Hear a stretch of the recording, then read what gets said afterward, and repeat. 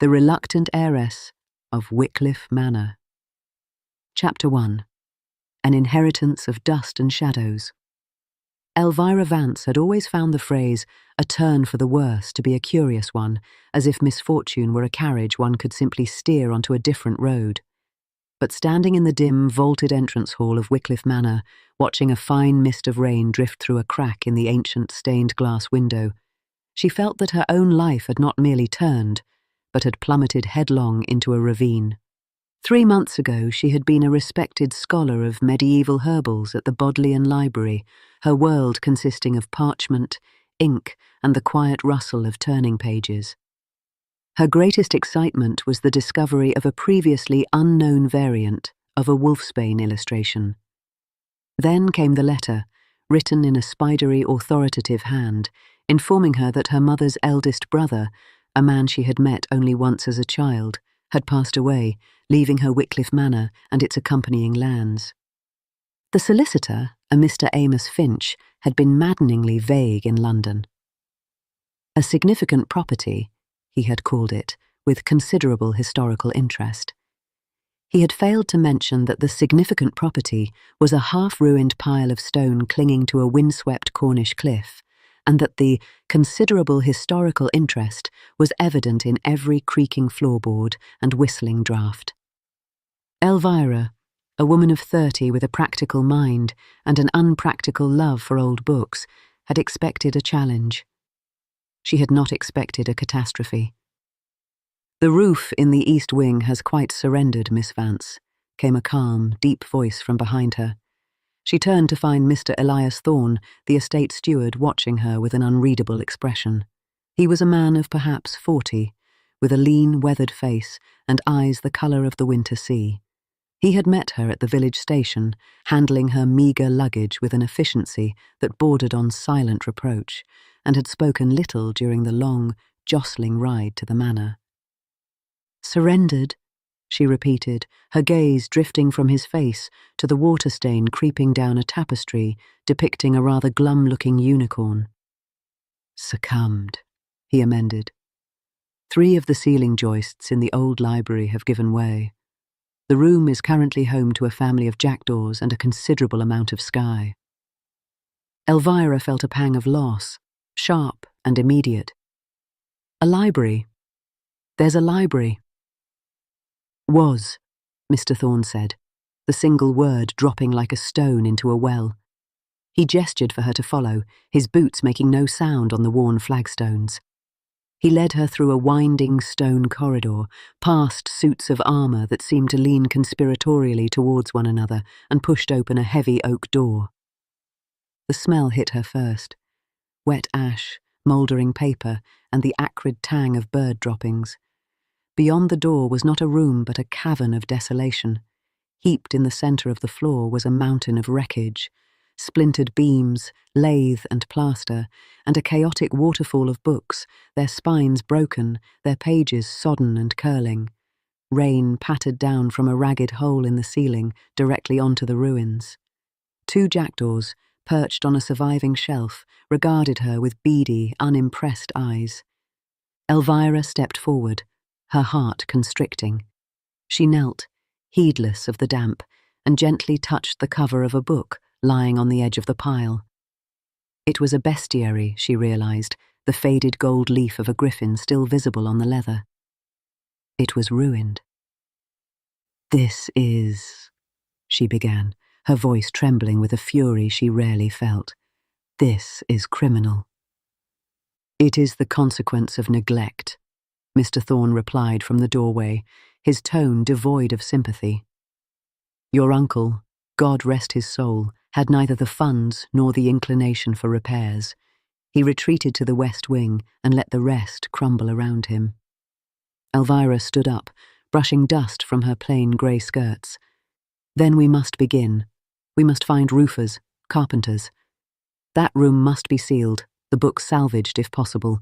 I will need to see the estate accounts, the ledgers." For the first time, a flicker of something, surprise perhaps, crossed Mr. Thorne's face. "The ledgers are in my office. I keep them myself. Your uncle had little interest in them either. The following days were a blur of activity. Elvira, driven by a scholar's instinct to preserve and a newfound stubbornness, threw herself into the work. Mr. Thorne proved to be an invaluable, if taciturn, guide. He knew every stone, every beam, every servant, of which there were pitifully few, a cook, a maid-of-all-work, and a gnarled old gardener named Pemberthy. He introduced her to the local tradesmen, translating their thick Cornish accents and her precise requests with equal patience. It was while reviewing the ledgers in his small, meticulously organised office that the first seed of unease was planted. The office was in a converted tower room, warm from a small fire and lined with shelves of estate records dating back a century. "I don't understand this entry, Mr. Thorne," Elvira said, frowning at a column of figures. £40 for roofing lead, marked as delivered in March. But you told me the roof over the buttery has been leaking for 2 years. Elias looked up from a diagram he was drawing of the damaged library roof. He came around to look over her shoulder. He smelled of wood smoke and clean linen. "Show me." She pointed. He leaned closer, his brow furrowing. "That's not my hand, and I never ordered lead in March. I requisitioned timber, but that was from a different supplier." He straightened up, a new alertness in his posture. "May I?" She slid the heavy book towards him. He ran a finger down the page, his expression growing darker with each entry. "Here, and here, orders for materials I never made, payments to suppliers I've never heard of." He turned back a few pages. "It goes back further, several months at least, before your uncle passed." A cold dread, unrelated to the drafty manner, crept over Elvira. Someone was stealing from the estate, falsifying accounts. It would seem so. He closed the ledger with a decisive thump. "And if they were willing to steal from a dying man, they are not likely to be pleased by the arrival of a new owner who actually reads the books." The first accident occurred the following week. A scaffolding pole, left by the workmen repairing the library roof, fell from a great height, missing Elvira by mere feet as she crossed the courtyard. The workmen were mortified, blaming a loose rope. Elias, who had been walking just behind her, said nothing, but she caught him staring up at the roof for a long time, his jaw tight. Then came the fire. It was small, in a pile of debris cleared from the east wing and stacked against an outer wall. It was easily put out by Pemberthy, but its proximity to a dry-stored timber pile was too close for comfort. A careless spark from a workman's pipe, everyone said. An accident. But Elvira, now sleeping in a small, chilly room in the marginally more stable west wing, would lie awake, listening to the groan of the old house and the howl of the wind, and she no longer felt like a reluctant caretaker. She felt like a target. Her salvation, as it always had, came in the form of work. The solicitor, Mr. Finch, was due to arrive in a fortnight to finalise the legal transfer of the property. Elvira decided to distract herself by delving into the contents of the library. The salvage operation had been partially successful. The top layer of books was lost, but those underneath, protected by the debris, were merely damp. With the help of the maid, a sweet-faced girl named Ginny, she had carried them to the only empty dry room in the manor, a former morning room with a large south-facing window. It was there, one evening, as she gently pried apart the pages of a 16th-century herbal, that she found it. Tucked inside the back cover, pressed flat by years of confinement, was a document. It was a letter, written on thick, creamy paper and sealed with a crest she didn't recognise. It was addressed, in a bold, flowing hand, to her uncle. It was dated just 3 months before his death. She unfolded it with trembling fingers. The script was elegant, but the message was chilling. Lord Wycliffe, your continued refusal to see reason is a source of profound disappointment. The offer is more than generous, and your sentimental attachment to a pile of crumbling stone is a luxury you cannot afford. We are prepared to be patient, but patience, like the roof of your manor, has its limits. Accept the terms, sell the land, and remove yourself to the comfort of Bath. Do not force us to take a firmer hand. Asterisk. There is no signature, just the elaborate embossed crest, a serpent coiled around a tower. Elvira read it 3 times, the words burning into her brain. A firmer hand. Was this what had been happening? Was this the hand that had been guiding the falsified ledgers, the falling pole, the convenient fire? A soft knock on the door made her jump. She thrust the letter into the pages of the herbal. It was Elias, carrying a small tray with a cup of tea. "I saw your light," he said, his voice softer than usual. "You've been at it for hours. Ginny thought you might need this." Elvira stared at him, her heart hammering. The serpent and the tower. Could Elias be trusted? He was the steward. He knew the accounts, the house, the land. He could easily be part of whatever scheme this was. He was the one who had pointed out the discrepancies in the ledger, but that could be a ploy to win her trust. She felt utterly, terrifyingly alone. "Thank you, Mr. Thorne," she managed, her voice strained. "That's very kind." He set the tray on a small table, his gaze lingering on her face. "Are you quite well, Miss Vance? You look pale." "Just tired," she lied, clutching the book to her chest like a shield. "It's the dust. It gets into one's lungs." He nodded slowly, his eyes holding hers for a moment longer than was comfortable. "Then I'll bid you good night. Remember to lock your door. The old locks can be tricky." He left, closing the door softly behind him. Elvira waited until his footsteps faded, then she pulled the letter out again. Her scholar's mind, trained to analyze and deduce, began to work. The first thing to do was to identify the crest. The second was to decide who, if anyone, she could trust. And the third, she thought, looking at the flickering candle flame, was to survive the next fortnight until the solicitor arrived. She was no longer just a reluctant heiress. She was a reluctant heiress in a game she didn't understand, and the stakes, it seemed, were her life. Chapter 2. The Serpent in the Ledger.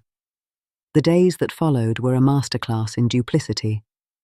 Elvira, who valued honesty above almost all else, found herself performing a role she had never rehearsed. To Elias, to the servants, to the workmen, she presented a facade of calm determination, a woman simply overwhelmed by the practicalities of renovation. But beneath the surface, her mind was a whirlwind of suspicion and fear. Her first task was the crest. She spent hours in the salvaged books, not for their botanical knowledge, but for any clue to its origin. She found nothing. It wasn't a royal crest, nor one belonging to any of the great local families she could recall. The serpent coiled around the tower was distinctive, menacing, and utterly anonymous. Her second and more difficult task was to watch Elias Thorne. She studied him with the same intensity she would a rare manuscript, cataloguing his every word and action. His efficiency was unquestionable. He was fair with the workmen, firm but not cruel. He treated the elderly servants with respect, and even Pemberthy, a man of few grunts, seemed to hold him in grudging esteem. He was also, she had to admit, a source of quiet comfort. He anticipated her needs, ensuring she had coal for her fire, and that the driest path to the temporary library was kept clear. He would join her for a silent supper in the cavernous dining room, and their conversations, though still formal, had begun to touch on more than roof timbers and accounts. He spoke of his father, who had been steward before him, and of growing up in a cottage on the Wycliffe lands. He had left for a time, he said, to work on a large estate in Scotland, but had returned when his father fell ill, taking on the role permanently after the old man's death. "Wycliffe gets into your blood," he'd said one evening, staring into the fire. "It's a difficult mistress, but a loyal one." "A crumbling one," Elvira had countered. Aye, that too, he'd agreed with a faint smile. It was the first real smile she'd seen from him, and it had done something unsettling to her composure. Was this the behavior of a man conspiring against her? A man who wanted to see her fail, or worse, flee? Or was her solitude and fear making her see enemies in the one person who offered a semblance of support? The ambiguity was maddening. The opportunity to test him came from an unlikely source. Ginny, the maid, was dusting in the morning room when Elvira entered. "Oh, miss," Ginny said, bobbing a curtsy. "Mr. Thorne said to tell you he's gone down to Trewatha to look at that slate for the scullery roof. He won't be back till supper." "Thank you, Ginny." An idea sparked. "Ginny, you've lived in the village all your life, haven't you?" "Yes, miss. My gran was a maid here 50 year." "Then perhaps you know something of the families around here, names, histories, the old families." Elvira kept her voice light, conversational. "Are there any with a crest? Something unusual, like a serpent maybe, or a tower?" Ginny's face, usually open and cheerful, shuttered for a fraction of a second. It was so quick Elvira almost missed it. "A serpent, miss? Can't say as I have. The Trevellians have a boar's head and the Pendarves have a fish, on account of the fishing, like." "Of course," Elvira said smoothly. "It was just a curiosity. I found a drawing in one of the old books." After Ginny left, Elvira's suspicion deepened. The girl knew something, or at least the mention of the crest had startled her. But whose side was she on? The web of possible alliances was becoming impossibly tangled. She decided to take a more direct approach with Elias. That evening, after the silent-footed Ginny had cleared the supper dishes, Elvira produced the estate ledger, open to the page with the false entries. "Mr. Thorne," she began, her voice steady. "I've been thinking about these discrepancies, the false orders, the payments to phantom suppliers. It's theft, pure and simple. We should inform the local constable." Elias, who had been nursing a glass of brandy, set it down carefully. "I've considered that, Miss Vance. The problem is proof. We have the ledger, but it's my word against the handwriting. The constable in Penzance is a good man, but this is outside his usual realm of stray sheep and drunken brawls." "Then what do you suggest? That we do nothing?" "I suggest caution. The person behind this is still out there. Alerting the authorities might force their hand in a way we can't predict. They've already shown they're willing to take risks." His gaze was direct, earnest. "Let's see what Mr. Finch has to say when he arrives. He's dealt with the estate for decades. He might have insights into potential suspects." It was a perfectly reasonable, logical suggestion. It was also exactly what someone who wanted to delay an investigation might say. The distrust coiled in her stomach, a cold serpent of its own. The next day, while Elias was occupied with a surveyor, Elvira made her decision. She couldn't confront the unknown enemy, but she could try to unravel the knot of her own suspicion. She went to Elias's office. It was neat, as always. His ledgers were aligned on the shelf, his pens cleaned and stored. On his desk was a stack of correspondence. Her heart pounded with guilt and fear, but she forced herself to look.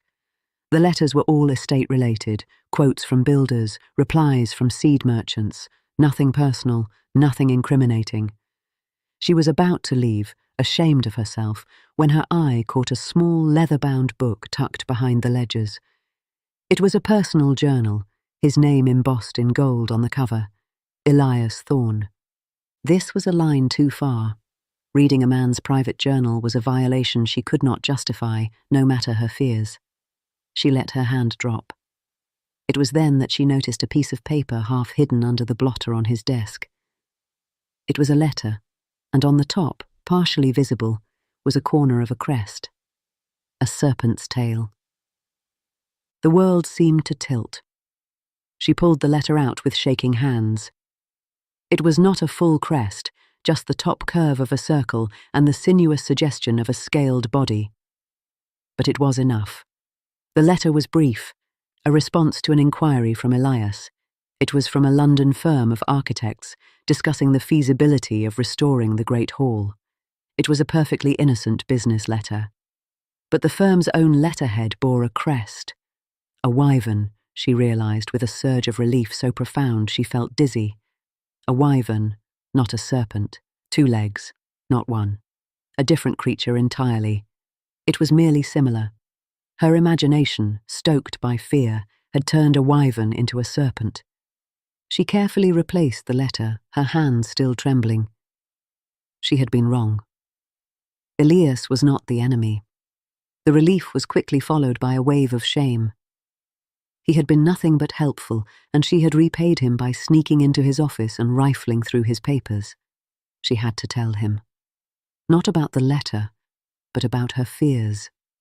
About the threat. He deserved to know. And she desperately needed an ally. She found him on the scaffolding of the library roof, talking to the head carpenter. She waited until he climbed down, brushing dust from his coat. "Mr. Thorne," she said, her voice quiet. "I need to speak with you. Privately." He looked at her, noting the strain around her eyes. "Of course." "My office?" "No," she said, glancing around at the workman. "Somewhere else. The cliff path." They walked in silence along the wind-swept path that edged the property, the grey sea churning far below. When they were well out of earshot of the manor, Elvira stopped and turned to him. The wind whipped strands of hair across her face. "I owe you an apology," she began, forcing herself to meet his gaze. "And an explanation. My distrust has been misdirected." She told him everything. The letter in the book, the serpent and tower crest, her fear that the accidents were deliberate, her isolation and suspicion. She told him of her irrational suspicion of him, and her shame at searching his office, and her relief at finding the architect's letter. He listened without interruption, his expression grave. When she finished, there was a long silence, broken only by the cry of gulls and the crash of waves. "You were right to be suspicious," he said finally, his voice low. "Of everyone, including me. In your place, I would have done the same and more." He looked out at the sea. "The serpent and the tower. It means nothing to me, but it will to someone. The key is to find out who." He turned back to her, and in his eyes she saw not anger at her intrusion, but a new, fierce light. A shared purpose. "Miss Vance," he said, his voice taking on a steely edge. "The accidents were not accidents. The falling pole, I saw the rope later. It was cut, not frayed. And the fire. Pemberthy found a twist of oil-soaked rag near where it started. A clumsy attempt, but an attempt nonetheless." Elvira felt the blood drain from her face. "You knew?" "I suspected. But you were already so wary, so frightened. I didn't want to add to your burdens without proof. And I didn't want to alarm you into making a rash decision, like fleeing back to London, which is precisely what our unknown friend wants." He took a step closer, his presence solid and reassuring against the wild landscape. "We are in this together now, Elvira. You and I. We will find out who is behind this. We will secure your inheritance, and we will make Wycliffe whole again." It was the first time he had used her given name. It sounded natural on his lips, a key turning in a lock. She looked up at him, at his weathered face and steady sea-grey eyes, and for the first time since arriving at this desolate, beautiful, dangerous place, she did not feel alone. The reluctant heiress had found an unexpected partner. Chapter 3. The Unravelling. The alliance with Elias transformed Elvira's experience of Wycliffe. The manor was no longer a hostile fortress, but a puzzle to be solved together.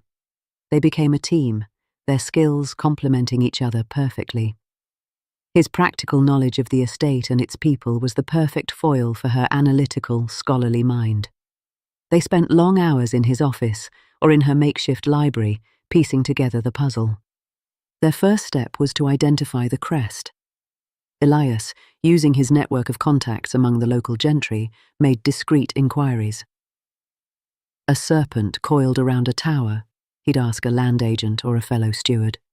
Means nothing to me, just curious about an old carving. The responses were uniformly negative, but Elvira noticed that the questions themselves seemed to stir a faint, uneasy ripple in the village. Their second line of inquiry was the forged ledger entries. Elias took Elvira to meet some of the suppliers listed. They were, as he suspected, fictitious addresses, empty fields, derelict cottages, or, in one case, a pub landlord who had never heard of the company he was allegedly representing. Each dead end was a confirmation. The scheme was sophisticated, run by someone with a working knowledge of the estate's finances. Meanwhile, the work on the manor continued. Elvira insisted that the library be a priority. The ruined room was cleared, the roof made sound, and new shelves were commissioned. She spent her evenings carefully cleaning and cataloguing the surviving books, finding solace in the familiar task. It was an act of quiet defiance. With every page she turned, she was reclaiming Wycliffe from the shadows. The spectre of Mr. Finch's visit loomed. He was due in 3 days, and Elvira hoped he might provide the key to the mystery. He had known her uncle intimately. He might know of any enemies, any disputes, any local family with such a crest. The night before his arrival, a ferocious storm lashed the Cornish coast. Rain hammered against the windows of Elvira's sitting room, and the wind screamed through the chimneys like a banshee. She was reading by the fire when a loud crash from somewhere deep in the house made her leap to her feet, her heart pounding. A moment later, there was a sharp rap on her door. It was Elias, his shirt collar turned up against the wet, a lantern in his hand. "The old barn," he said, his voice tight. "The roof's collapsed. The south wall has gone with it." Elvira grabbed her shawl. "Is anyone hurt?" "No, it's empty. Has been for years. But—" He hesitated. "The wall that fell, it revealed something. A hidden space. A room, perhaps. Or a cellar." Despite the storm, despite the late hour, Elvira knew she had to see it. They pulled on oilskins and battled their way across the courtyard, the wind threatening to steal their breath. The old barn was a skeletal wreck, one whole side open to the tempest. Elias held the lantern high, its light illuminating a gaping hole in the foundation where the collapsed wall had been. Stone steps, slick with rain and centuries of damp, led down into darkness. "Wait here," Elias commanded, but Elvira shook her head. "No, we go together." He handed her the lantern and climbed down first, then reached up to help her. His hands were strong and warm, even through the wet leather of her glove. The steps led to a small vaulted chamber, dry and surprisingly clean. It was clearly man-made, not a natural cave. Stacked against the walls were wooden crates and canvas-wrapped bundles. Elias pried open one of the crates. It was filled with silver, candlesticks, plates, a stunningly beautiful medieval chalice. "Smuggler's loot," Elvira whispered, awed. "Or more likely the Wycliffe plate," Elias said, his voice hushed. "Hidden away during the Civil War, perhaps, and then forgotten. The records mention a loss, a family legend of buried treasure." But Elvira's attention was drawn to a small iron-bound chest, separate from the others. It wasn't old like the rest. The lock was newer, the wood less decayed. She knelt beside it. It was locked. "We need to get this back to the house," Elias said, his practical mind already working, "before the storm damages it further, or before anyone else discovers it." With great effort, they managed to carry the small chest back to the manor, leaving the rest of the treasure for the morning. They took it to Elias's office, and he used a set of old keys from a peg on the wall to try the lock. The third key turned with a soft click. Inside the chest were not jewels or gold, but papers, stacks of them. Elias lifted the first layer. "These are old estate deeds," he said, his brow furrowed, "from before your uncle's time." He handed them to Elvira, who began to examine them with a scholar's eye. Then Elias pulled out a bundle of letters, tied with a faded ribbon. He opened one, and his face went pale. "Elvira," he said, his voice barely a whisper. "These are from your uncle, to my father." Elvira's head snapped up. She took the letter he offered. It was written in the same spidery hand as the letter she had found in the book. It spoke of a disagreement, a falling out. It mentioned a secret, a promise made, and a debt of honor. It was cryptic, but the implication was clear. There was some hidden obligation between the two families. They spent the rest of the night going through the chest. The letters painted a picture of a long and complex relationship between the Wycliffe lords and the Thorns, a relationship that went far beyond that of employer and employee. Elias's father had been more than a steward. He had been the late Lord Wycliffe's confidant, and perhaps, the letters suggested, the keeper of a secret that Lord Wycliffe had wanted buried. The final document they found was the most shocking of all. It was a draft of a new will, written in Lord Wycliffe's own hand, but never signed or witnessed. In it, he left a substantial portion of the estate, a parcel of valuable coastal land, not to the main family line, but to my loyal and beloved friend Thomas Thorne and his heirs, in perpetuity, as partial fulfillment of a sacred vow. Elias stared at the document, his face ashen. "I never knew. My father never said a word." Elvira's mind was racing. "He didn't want you to know. He buried the secret, along with the old silver. But someone else must have known. Someone who has been trying to get their hands on the estate before the true extent of the claims could be discovered." "The forged ledgers," Elias said slowly, the pieces clicking into place. "They weren't just stealing money. They were trying to make the estate seem worthless, to drive you away so they could buy it cheaply. But who?" Elvira looked at the draft will, then at the stack of old deeds. She picked up one of the deeds, a grant of land from the Crown in the 17th century, and there, at the bottom, in elegant script, was the name of the original grantee. And next to the name, pressed into the wax of the royal seal, was a small, almost imperceptible impression. It was the same crest from the threatening letter, a serpent coiled around a tower. She looked at the name, Sir Humphrey Finch, Knight. The world stopped. Finch, the same name as the family solicitor, Amos Finch. It wasn't a local family trying to steal the land. It was the family they had trusted to safeguard it for generations. "Elias," she breathed, holding up the deed. "It's Finch, the solicitor, his family. They've been waiting, perhaps for centuries, to reclaim what they believe is rightfully theirs. The letter to my uncle, the sabotage, the attempt to drive me away. It's all been orchestrated by the one man who was supposed to be impartial, Mr. Finch." The storm raged outside, but inside the small office, a deeper, more sinister chill had taken hold. The enemy was not a shadowy figure in the village. He was a man in a tailored suit, carrying a leather briefcase, and he was due to arrive on their doorstep in a matter of hours. Chapter 4. A Covenant of Stone and Heart. Dawn broke, grey and waterlogged, over a landscape that looked as exhausted as Elvira felt. They had not slept.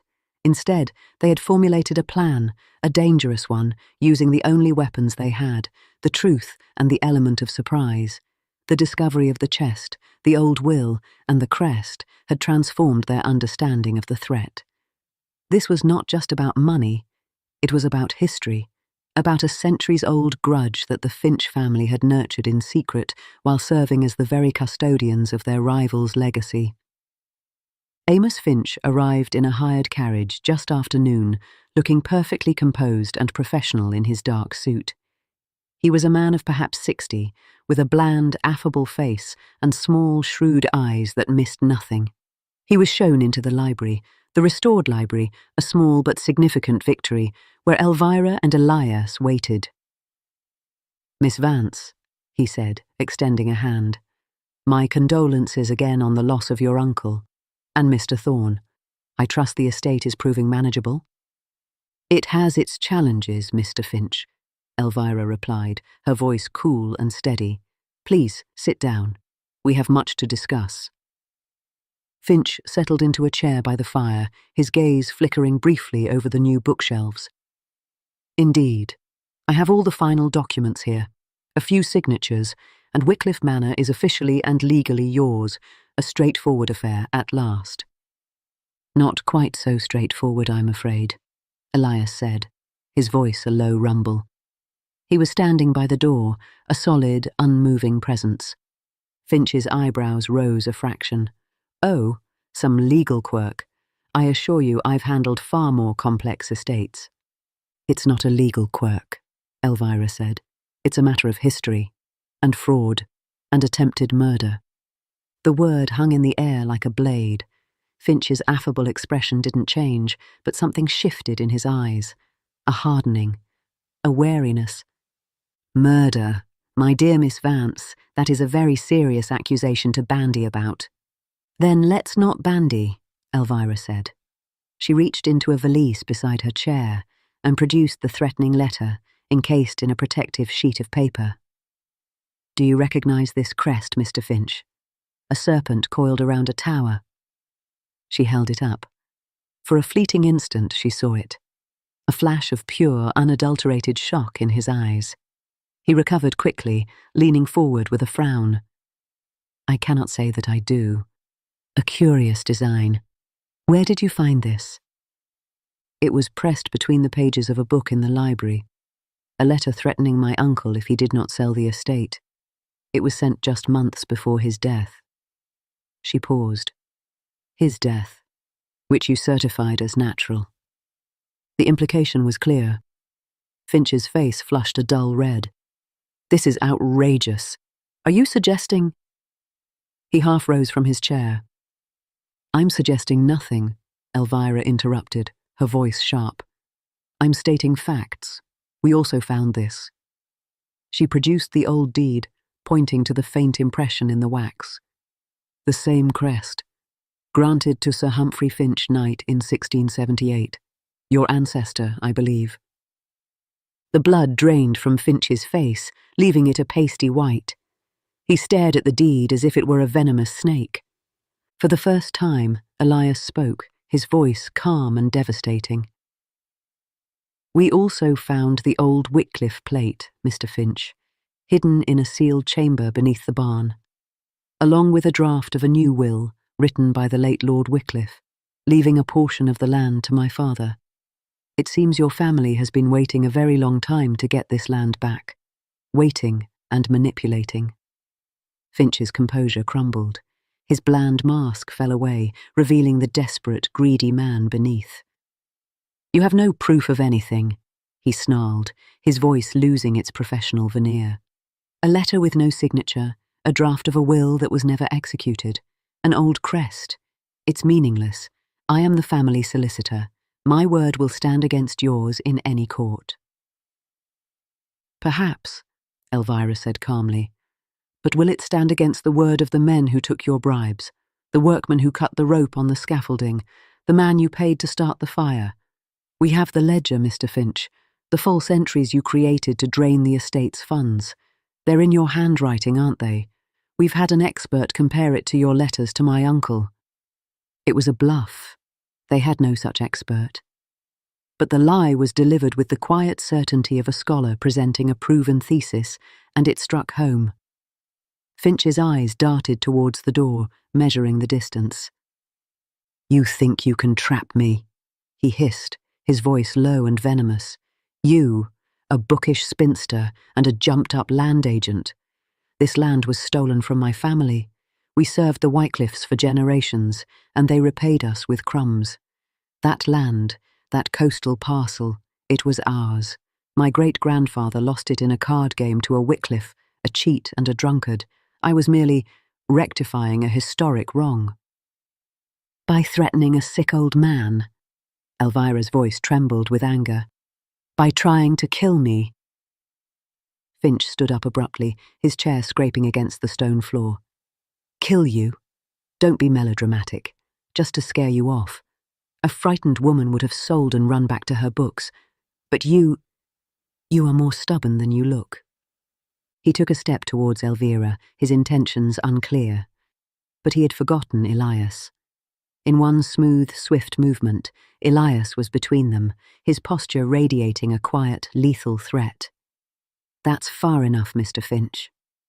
Finch looked at Elias, at the hard set of his jaw and the cold fire in his eyes, and he saw, perhaps for the first time, the true measure of the man he had dismissed as a jumped-up land agent. He saw a protector. He saw an adversary he could not intimidate. "This isn't over," Finch spat, backing towards the door. He fumbled for the handle. "You have nothing but speculation and old paper. I'll deny everything. You'll never prove a thing." He wrenched the door open and stopped dead. Standing in the corridor, looking stern and official, were the constable from Penzance and 2 of his men. Elias had sent a message at dawn. "Mr. Amos Finch," the constable said, his voice booming in the quiet hall. "I have a warrant for your arrest on suspicion of fraud, embezzlement and conspiracy to commit grievous bodily harm." Finch's face crumpled. The serpent had finally been cornered. The aftermath was a strange, quiet time. The constable took Finch away, and the story, once it began to unravel, did so quickly. The men he had hired, faced with the threat of prison, confessed. The web of lies was exposed, and the centuries-old secret of the Finch family's grudge became a topic of gossip from Penzance to London. The legalities took months. The draft of Lord Wycliffe's will, though not legally binding, was a powerful moral document. Elias, on Elvira's insistence, accepted the parcel of coastal land that was rightfully his by his father's memory. He did so not out of greed, but as a legacy, a connection to the father he had lost. And Elvira stayed. The reluctant heiress had become something else entirely. She was now the lady of the manor, a title she wore lightly, more amused than impressed by it. The renovations continued, but the frantic, fearful pace had slowed to a more satisfying rhythm. She had found her purpose, not in the quiet stacks of the Bodleian, but in the demanding, draughty, magnificent reality of Wycliffe.